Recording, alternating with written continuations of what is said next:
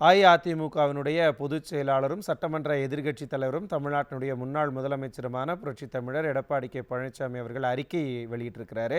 வேலை நிறுத்த அறிவிப்பு கொடுத்திருக்கக்கூடிய அரசு போக்குவரத்து கழக தொழிற்சங்கங்களை அழைத்து பேசாமல் தட்டி கழிக்கக்கூடிய இந்த விடியா திமுக அரசுக்கு தன்னுடைய கண்டனங்களை அவர் தெரிவிச்சிருக்கிறாரு.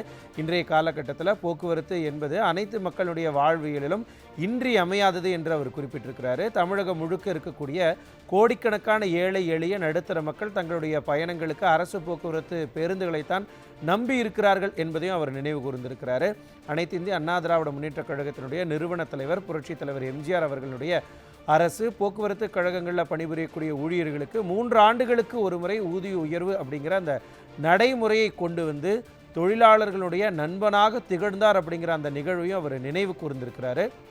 அதனுடைய அடிப்படையில் அதிமுக ஆட்சியில் 13வது ஊதிய ஒப்பந்தம் 1/9/2016 முதல் 31/8/2019 வரை நடைமுறைப்படுத்தப்பட்டதையும் அவர் குறிப்பிட்டு சொல்லியிருக்கிறார். இதனையடுத்து 2019ஆம் ஆண்டு முதல் 2022ஆம் ஆண்டு வரை ஊதிய உயர்வு ஒப்பந்தம் கொரோனா மற்றும் சட்டமன்ற பொது தேர்தலால் தள்ளிப்போனது.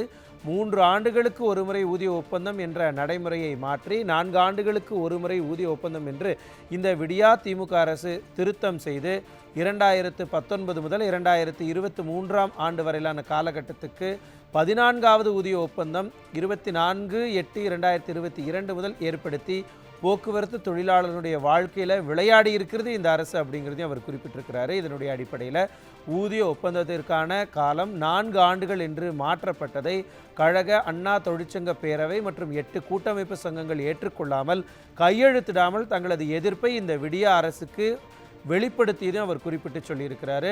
புதிய ஒப்பந்தப்படி 31/8/2023 அன்றைக்கு 4 ஆண்டுகள் முடிந்த நிலையில் புதிய ஊதிய ஒப்பந்தம் போடப்பட வேண்டும் என்பது உள்ளிட்ட பல்வேறு கோரிக்கைகள் அடங்கிய கடிதத்தை கடந்த ஆண்டு ஆகஸ்ட் மாதமே அரசிடமும் சம்பந்தப்பட்ட அதிகாரிகளிடமும் தொழிலாளர் சங்கங்கள் வழங்கியதாகவும் தெரிய வருகிறது அப்படின்னு அவர் சொல்லியிருக்கிறாரு.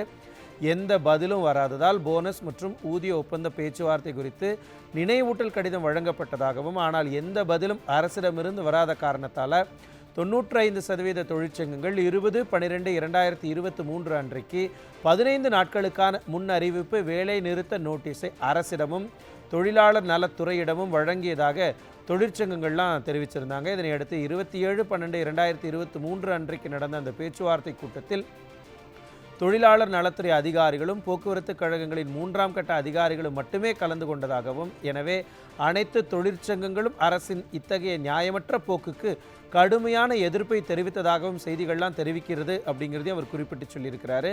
இதனையடுத்து 3/1/2024 அன்று உயர் அதிகாரிகள் கலந்து கொண்ட பேச்சுவார்த்தையில் ஓய்வு பெற்றோருக்கான பண பலன்கள் மற்றும் ஊதிய உயர்வு குறித்து பொங்கலுக்கு பிறகு பேச்சுவார்த்தை நடத்தி கொள்ளலாம் என்று அதிகாரிகள் கூறியதை தொடர்ந்து தொழிற்சங்கங்கள் ஓய்வு பெற்று 96 மாதங்களை கடந்த பின்னும் அகவிலைப்படி நிலுவைத் தொகை தொழிலாளர்களுக்கு வழங்கப்படாததையும், கடந்த 13 மாதங்களில் ஓய்வு பெற்ற தொழிலாளர்களுக்கு வழங்கப்பட வேண்டிய பண பயன்களையும் உடனடியாக இந்த அரசு வழங்க வேண்டும் என்றும் அவர் கோரிக்கை வைத்ததாகவும், இந்த கோரிக்கைகளையும் விடியா அரசு ஏற்றுக்கொள்ளாத காரணத்தால் 9/1/2024 முதல் காலவரையற்ற வேலை நிறுத்தத்தை தொழிற்சங்கங்கள் எல்லாம் அறிவித்திருப்பதையும் அவர் குறிப்பிட்டு சொல்லியிருக்கிறார்.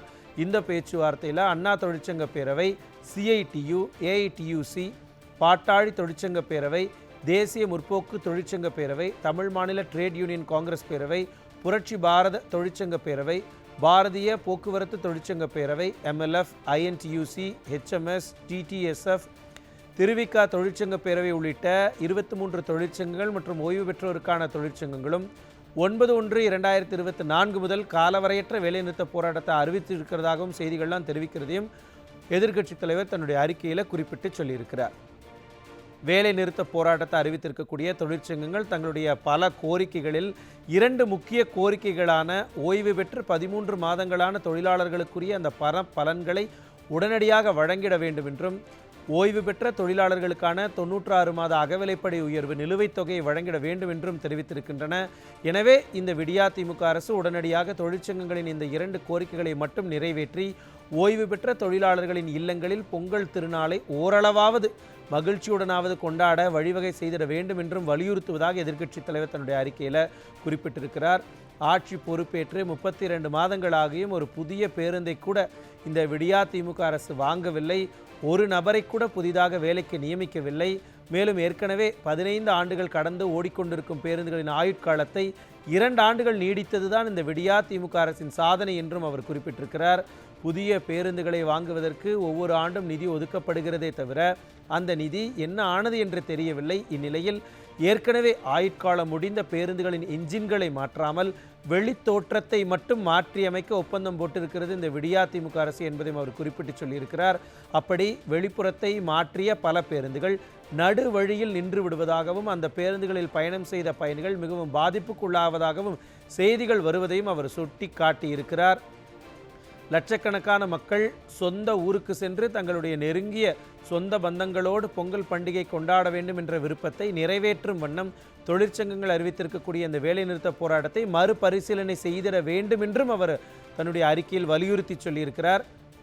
எங்களுடைய ஆட்சி காலத்தில், அதாவது அதிமுகவினுடைய ஆட்சி காலத்தில் அகவிலைப்படி நிலுவையை வழங்குவதற்காக அப்போது போக்குவரத்து துறை அமைச்சராக இருந்த திரு எம்.ஆர். விஜயபாஸ்கர் அவர்களோடு பலமுறை பேச்சுவார்த்தை எல்லாம் நடைபெற்றது. கடைசியாக 2018ஆம் ஆண்டு பேசிய போது உடனடியாக ஓய்வு பெற்றவர்களுக்கு அகவிலைப்படி உயர்வோடு அந்த மாதத்திலிருந்து பென்ஷனோடு சேர்த்து வழங்குவதாகவும் அகவிலைப்படி உயர்வு நிலுவைத் தொகை 4 அல்லது 5 தவணைகளில் தருகிறோம் என்றும் உறுதியளித்து அவர் சொல்லியிருந்ததையும் இவர் குறிப்பிட்டு சொல்லியிருக்கிறார் எதிர்க்கட்சித் தலைவர். ஆனால் அப்போதிருந்த திமுகவினுடைய தோமுசா தொழிற்சங்கம் ஏற்றுக்கொள்ளவில்லை. இதனிடையே 2020 முதல் கொரோனா நோய் தொற்று ஏற்பட்டு சுமார் 8 மாதங்கள் பேருந்துகளை இயக்கப்படவில்லை. எனினும் அம்மாவினுடைய அரசு தொழிலாளர்களுடைய நலன் கருதி அனைவருக்கும் முழு சம்பளமும் 2020ஆம் ஆண்டு தீபாவளிக்கு 10% போனஸும் வழங்கி தொழிலாளர்களின் நலனை பாதுகாத்ததையும் அவர் நினைவு கூர்ந்திருக்கிறார்.